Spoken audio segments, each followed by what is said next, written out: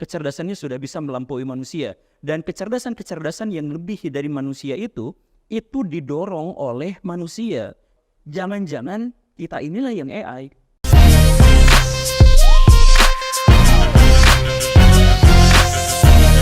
Menurut Pak Guru, kenapa AI itu dianggap berbahaya? Atau apakah implikasi AI itu untuk kehidupan pada saat ini?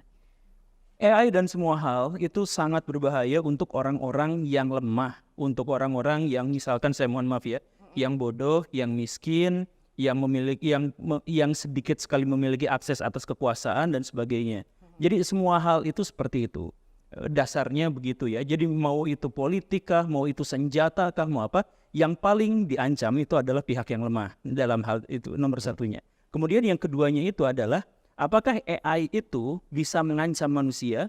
Karena diproyeksikan di masa depan AI akan lebih cerdas dibandingkan dengan manusia, dan bahwa mereka memiliki kemampuan untuk berotonomi sendiri, berpikir sendiri, mengembangkan dirinya sendiri dan seterusnya. Maka dalam konteks itulah maka AI akan membuat manusia menjadi lebih lemah atas dirinya. Betul. Dan karena itulah maka siapapun yang ada di pihak yang lemah, maka dia yang ada di posisi yang terancam. Itu rumusannya begitu. Nah, karena AI itu sudah diproyeksikan, kecerdasannya sudah bisa melebihi manusia. Kecerdasannya sudah bisa melampaui manusia. Dan kecerdasan-kecerdasan yang lebih dari manusia itu didorong oleh manusia. Jadi yang membuat AI berkembang semakin kesini semakin berbahaya itu pasar. Betul. Jadi kalau misalkan kita mau beli handphone, kita selalu membutuhkan AI yang lebih canggih di handphone itu. Ketika kita membeli aplikasi, kita membutuhkan aplikasi dengan AI yang lebih canggih. Itu dorongan pasar. Dan akhirnya apa? AI tidak bisa dihentikan perkembangannya. Sehingga diperkirakan ya, di tahun ketika Indonesia merayakan ulang tahun 100 tahun kemerdekaan, tadi kita ngobrol di belakang, disitulah kecerdasan manusia sepanjang sejarah dari awal sampai akhir, berbagai informasi yang telah dikumpulkan oleh manusia, itu bisa dikuasai sepenuhnya oleh artificial intelligence. Disitulah kita ketergantungan pada dia, artificial intelligence, sebagai sebuah entitas, bahkan mungkin juga sebagai pribadi. Di satu sisi seperti itu, sedangkan kita semakin ketergantungan kepada mereka, dan mereka atau dia itu menjadi semakin cerdas. Disitulah titik di mana kita menjadi sangat lemah dan rentan dibandingkan dengan dia. Itulah ancaman terbesarnya. Oke. Nah, pertanyaan saya selanjutnya untuk Pak Guru Gembul. Ini ke Pak Guru dulu ya, karena kan dia bilang dia gitu. Dia itu menurut Bapak adalah si AI itu sendiri atau si founder AI tersebut? AI-nya. Si AI itu sendiri. Berarti kalau menurut Pak Guru, CEO-nya pun tidak akan bisa mengontrol ya tersebut pada akhirnya. Jadi banyak ilmuwan sekarang yang sudah hilang harapan, sudah putus asa. Kita tidak lagi mungkin bisa menghentikan spaceman atau spesies sebenarnya, spesies dalam tanda kutip yang akan menguasai bumi di masa depan. Sama seperti ketika bumi ini pada waktu itu masih dikuasai oleh semut atau dinosaurus atau belalang oleh apa, mereka harus ikhlas ketika mereka menemukan bahwa ada spesies yang lebih unggul daripada mereka, yaitu kemunculan manusia dalam evolusi. Maka kita pun sekarang waktunya untuk menerima bahwa dalam waktu dekat, subjek yang pada akhirnya akan menjadi subjek yang mengontrol dunia, yang bumi, semesta, itu bukan lagi kita, tapi ada pihak yang lain lagi yang ternyata lebih cerdas daripada kita. Jadi ini baru proyeksi, baru pikiran nakal, tapi sebenarnya ini sampai sejauh yang kita ketahui, ini skenario yang paling masuk akal.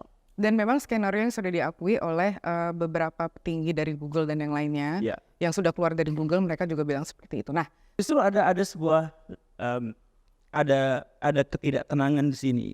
Ketika manusia bertanya soal makna, siapa saya, kenapa saya ada di sini, sebenarnya secara filosofis atau setidaknya dalam versi sekolah filsafat Yunani yang paling terkemuka, sebenarnya kita tidak pernah memiliki makna sama sekali, kecuali kita sendiri yang membuatkan dalam narasi-narasi ideologi, kita masuk pada ideologi tertentu, maka dia memperkenalkan bahwa makna kehidupan kita adalah seperti ini. Kita masuk ke dalam agama tertentu, kemudian agama itu menunjukkan kepada kita bahwa makna kehidupan adalah seperti ini. Tapi pada dasarnya, seandainya kita tidak berafiliasi dengan satu ideologi tertentu atau satu agama dan kepercayaan tertentu, maka sebenarnya kita tidak akan bisa menemukan apa makna kehidupan. Kita tuh maknanya emang benar-benar hilang gitu. Betul. Jadi kenapa kita ada, kenapa kita hidup? Dan ketika misalkan ada pertanyaan yang seperti ini, maka saya pengen ngajak pada semacam masalah spekulasi yang lebih besar. Jadi mumpung ada Pak Budimannya, kita masuk ke ranah yang lebih spekulatif, Pak. Jadi kita merasa terancam dengan AI, kita merasa bahwa AI itu akan menggantikan peran kita sebagai manusia, sebagai subjek utama, pemberi makna. Kita hidup karena kita memberi makna. Gitu. Kalau misalkan kita mengajukan pernyataan itu, mungkinkah kita menjawab bahwa jangan-jangan kita inilah yang AI? Nah, Kan sebenarnya ini spekulasi yang juga dikemukakan oleh rajanya AI, Elon Musk.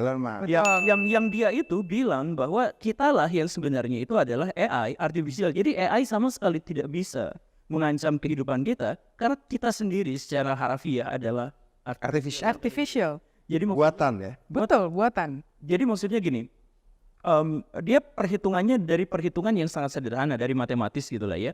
Jadi kalau misalkan setiap rentang evolusi makhluk hidup itu sebenarnya bisa diukur dengan cara sangat pendek. Sangat pendek itu maksudnya proses serigala menjadi anjing itu hanya sekitar 40.000 tahun gitu. Proses kulit biasa kita berubah menjadi mata yang seperti ini dengan kompleksitas dan sebagainya itu sekitar 600.000 tahun. Maka bagaimana ceritanya manusia bisa ada di bumi sampai waktu 4,6 miliar tahun? Itu waktu yang terlalu lama. Jadi pikiran dia sebenarnya bumi sudah dihuni oleh makhluk cerdas itu sekitar 3 miliar atau 4 miliar tahun. Dan kita terlalu lambat. Nah, si makhluk-makhluk itu, katakanlah ya, makhluk-makhluk itu prahumanoid, kemudian menciptakan artificial intelligence karena kecerdasannya sudah melampaui kita. Kemudian menciptakan artificial intelligence yang membuat sebuah gambaran simulasi kehidupan dari evolusi. Dan kita sekarang ini adalah hasil dari mereka itu. Jadi AI, jadi kita itu sebenarnya adalah AI. Jadi kalau kita terancam dengan AI, jangan-jangan kita sendiri adalah AI yang memang ditakdirkan zaman sekarang itu sudah diskemakan bahwa kita dalam waktu pendek, dalam waktu dekat akan diubah, akan dikalahkan oleh AI. Yang kita ciptakan sendiri. Nah, apakah humanoid atau makhluk yang telah menciptakan kita sebagai AI itu bentuknya seperti apa?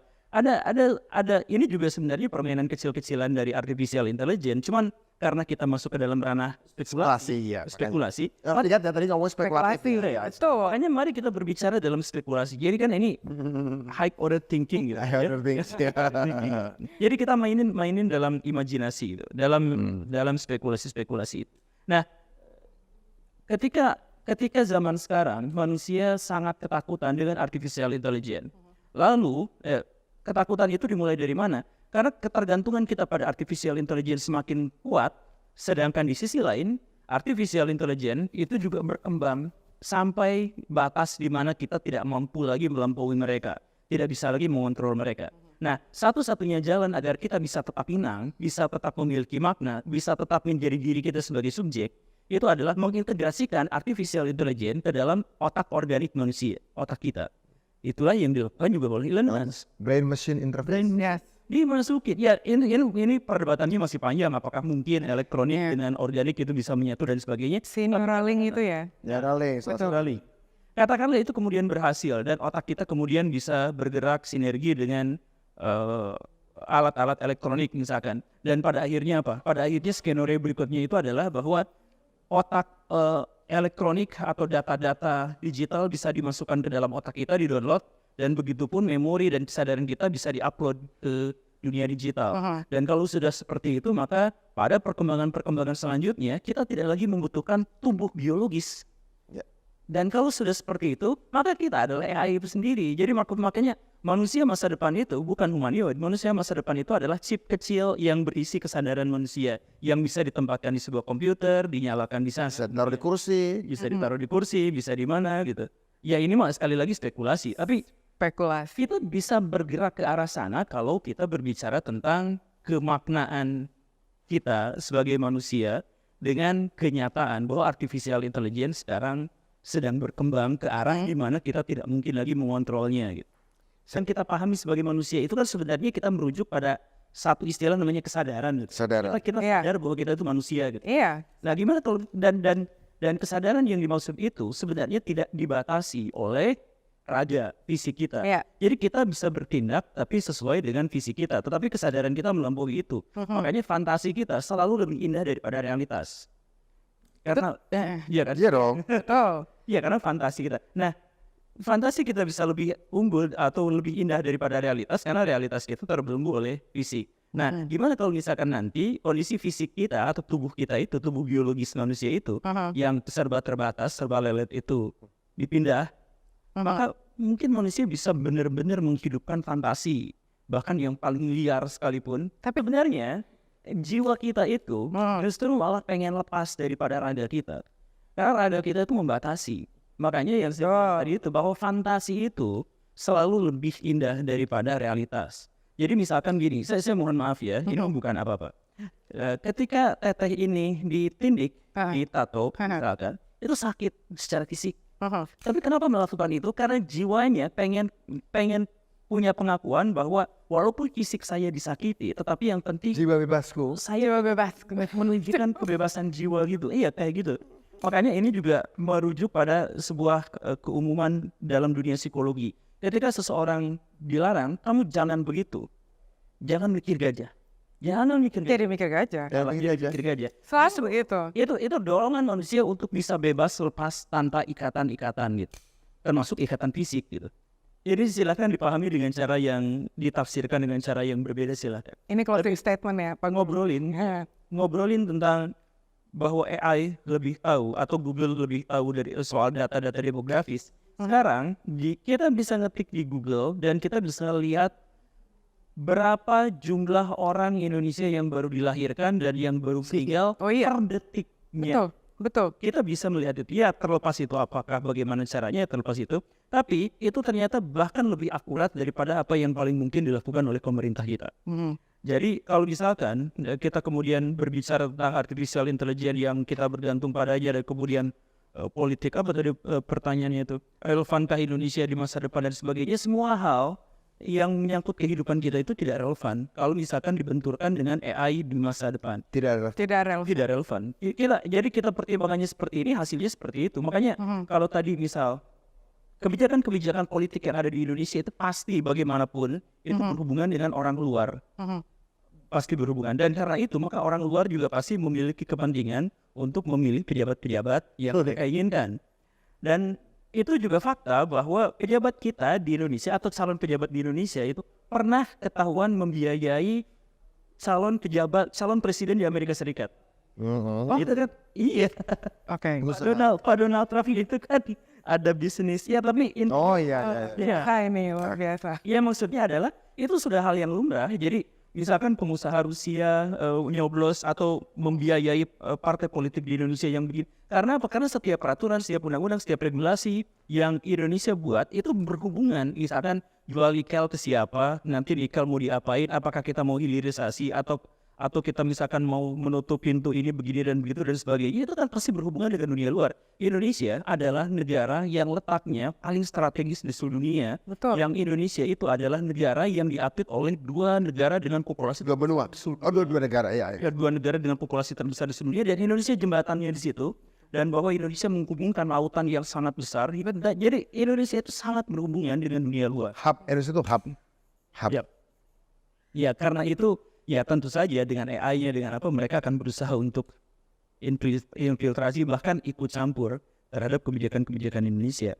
Kalau misalkan kita harus tahan mereka, kita harus apa dan sebagainya, masalahnya mereka tidak tahu bergerak di mana dan kita tidak tahu siapa dari kelompok kita yang berpihak pada mereka dan mereka berpihak di kita juga nggak tahu sampai sejauh ini kan.